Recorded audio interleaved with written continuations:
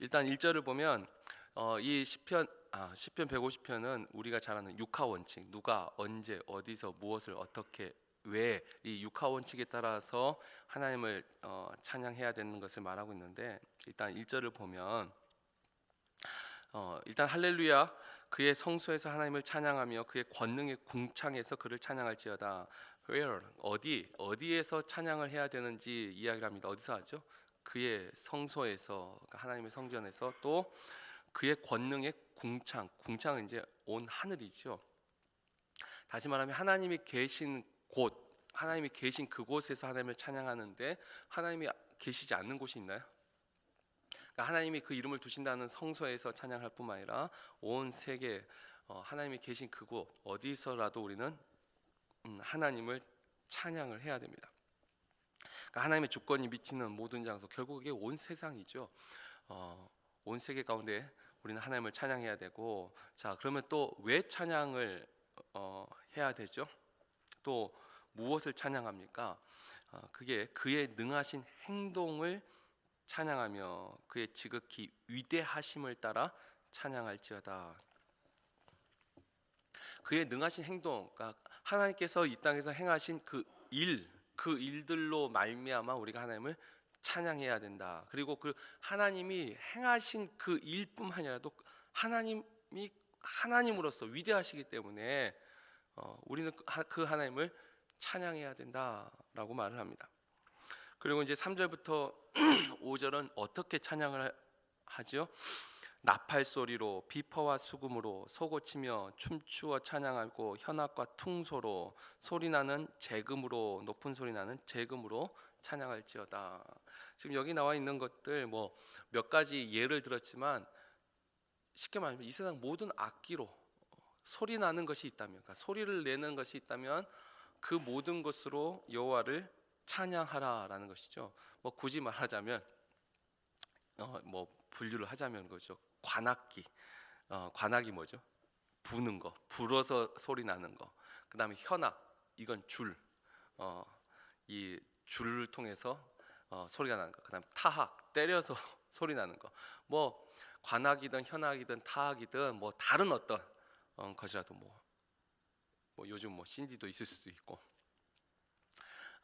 이 신디나 피아노가 원래 현악과 타악을 결합한 악기 아닙니까? 거기에 이제 현악, 타악, 그다음에 관악까지 합쳐진 게 그 파이프 오르간, 이 다 합쳐진 최고의 악기라고 하죠.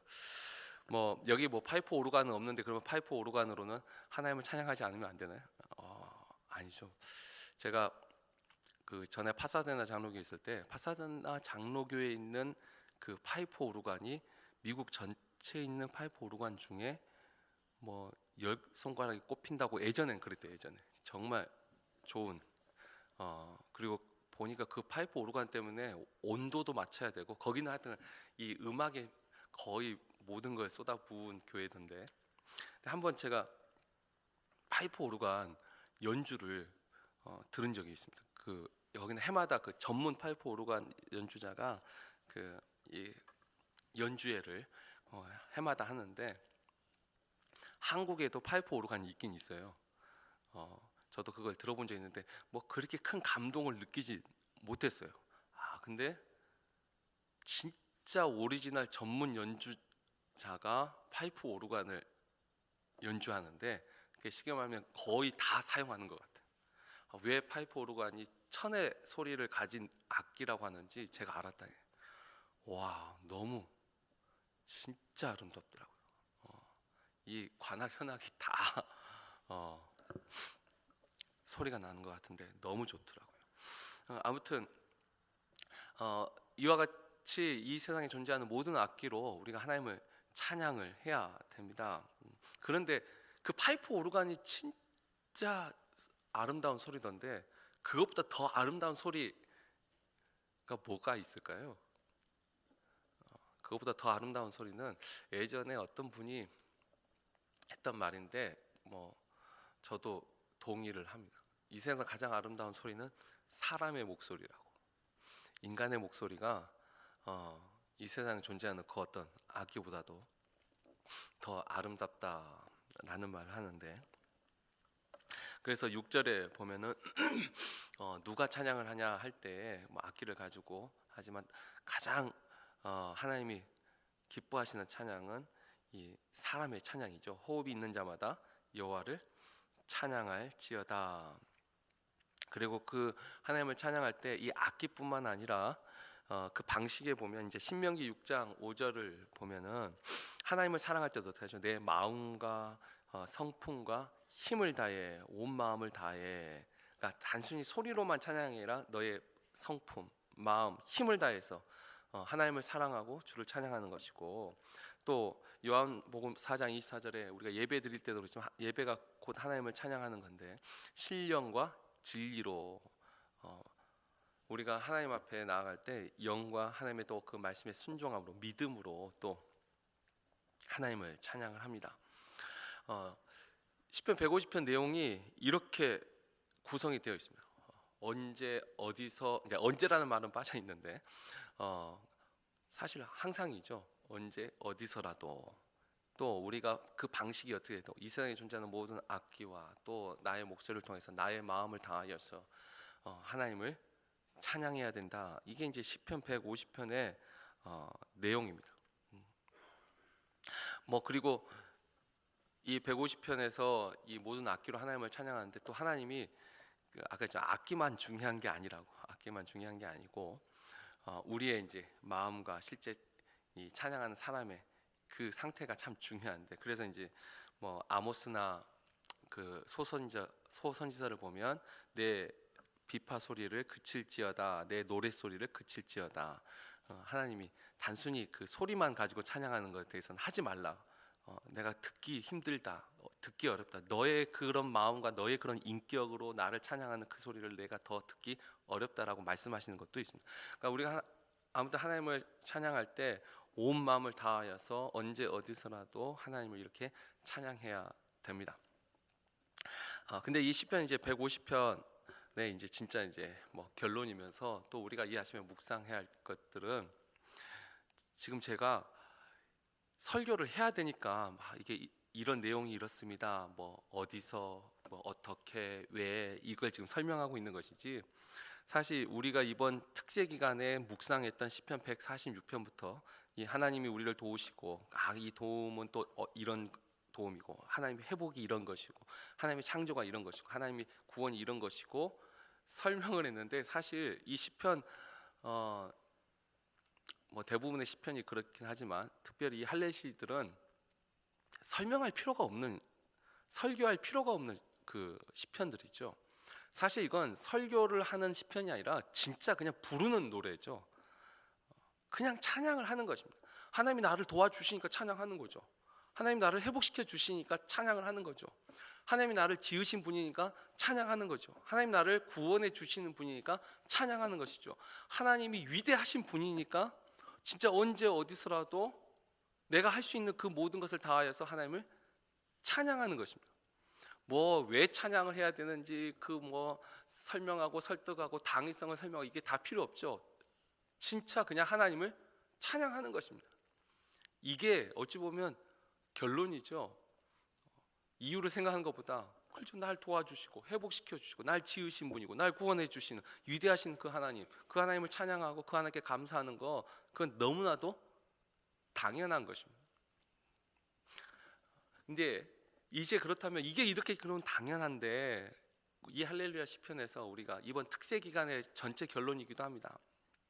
올 한 해 우리가 그러면 어떻게 살아야 되는가? 제가 처음 특세 시작할 때 말씀드렸듯이 이 할렐루야 시편을 우리가 연말에 정말 그냥 아무 그 뭐 의지로 결단할 것 없이 그냥 하나님을 찬양해야 하듯이 우리가 믿음을 가지고 출발하자고 했는데, 올 한 해 우리가, 저는 다른 것보다 그냥 하나님을 찬양하는 한 해, 그냥 그 하나를 가지고 올 한 해를 사는 것이 참 좋겠다라는 생각을 합니다. 하나님이 나를 도와주시니까 찬양합시다, 우리를 회복시켜 주시니까 찬양합시다. 물론 이것도 중요하지만 그냥 그 하나님의 도움, 회복, 창조, 구원, 그 위대하심, 이 모든 것을 그냥 하나로 다 우리 안에 하나님이라는 그 어찌 보면 단어 하나, 그 하나님은 하나님이시니까 올 한 해 우리가 찬양했으면 좋겠다. 이게 올 한 해 첫 주의 특세의 가장 중심이고 우리가 올 한 해 붙잡을 거 찬양하고 한 해를 보내자. 여기에 핵심이 있습니다.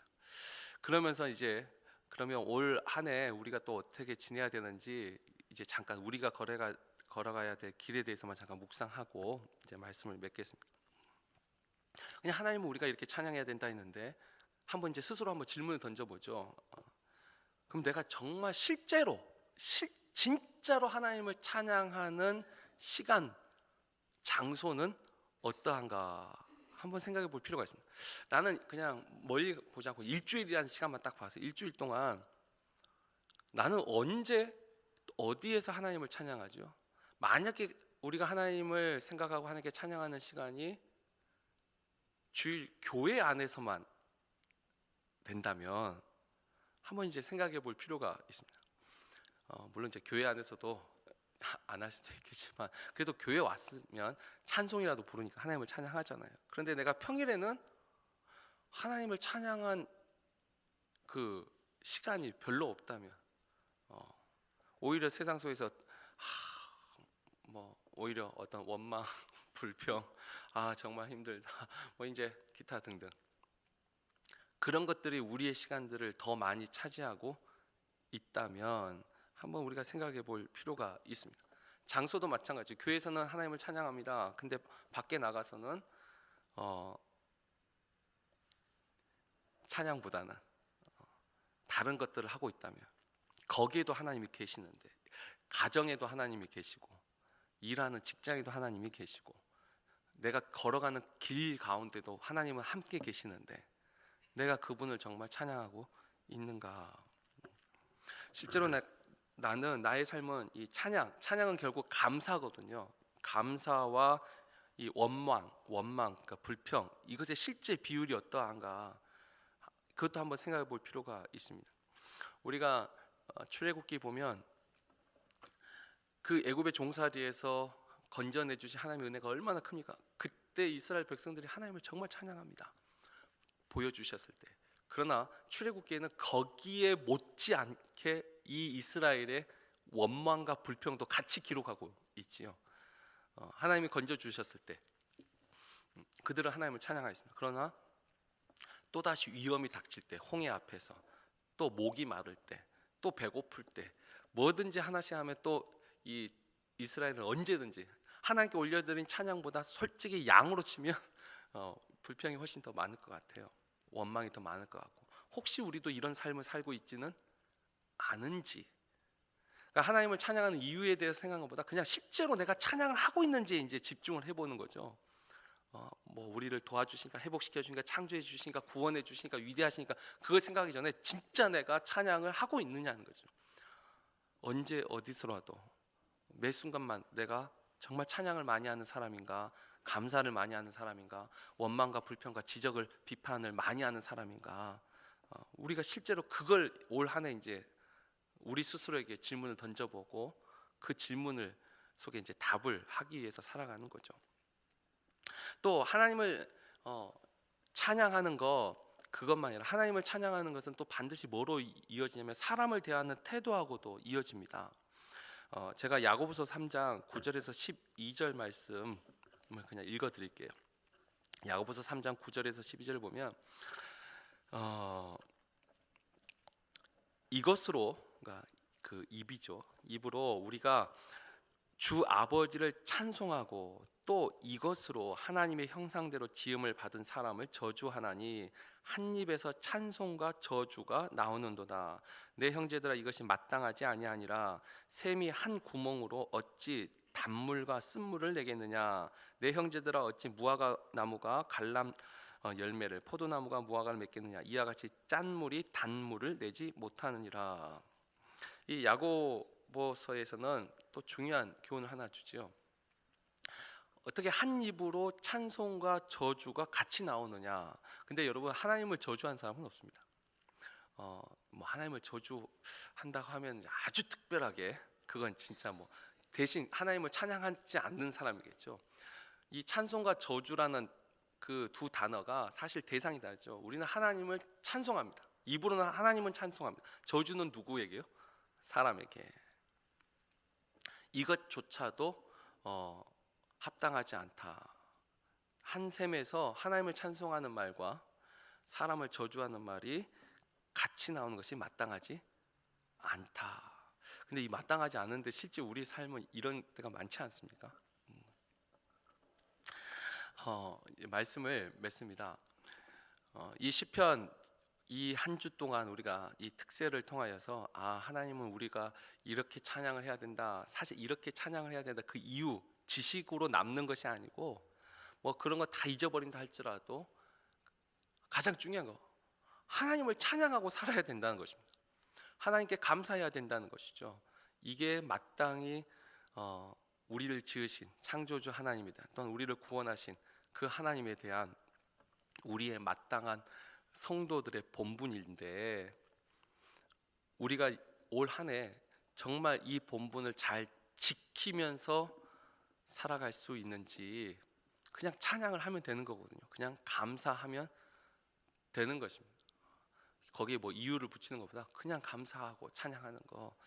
우리가 2018년 새해를 이 새해 첫 주를 하나님께 드리면서 가슴에 새기는 것 간단한 한 문장으로 결론을 내렸으면 좋겠습니다. 2018년 새해는 내가 정말 하나님을 찬양하면서 살아야겠다. 내가 내 입으로 찬송과 저주가 같이 나는 것이 마땅하지 않다 했는데 적어도 내 입에서 단물이 나와야겠죠. 단물과 짠물이 같이 나오지 않고 내가 2018년 새해에는 정말 하나님 앞에 감사와 찬양하는 그냥 그렇게 하는 거죠. 저는 그 믿음을 하나님이 기뻐하신다고 믿습니다. 그리고 올 연말에는 분명히 우리가 그냥 이렇게 찬양한 그 믿음대로 실제로 제가 또 성경에서 참 좋아하는 표현이 있는데 들짐승의 감사가 있습니다. 타조와 승냥이들도 하나님께 감사하는 이건 진짜로 충족이 될 때 하는 거죠. 의지적인 감사가 아니고 지금 우리가 어떤 뭐 의지적인 찬양과 감사일 수도 있는데 정말 이 연말에는 그 믿음대로 하나님이 우리에게 응답하시고 동행하시고 은혜를 주심으로 연말에는 들짐승의 감사처럼 그냥 있는 그대로 정말 좋으니까 찬양하는 거죠. 정말 감사하니까 찬양하는 거죠. 지금은 내가 하나님을 내가 감사하고 찬양해야겠다. 의지로 시작했을지라도 믿음으로 시작했을지라도 마지막은 그 믿음에 응답하시는 하나님의 은혜로 이 들짐승의 감사를 드릴 수 있는 올 한 해 2018년이 되기를 주의 이름으로 축원합니다.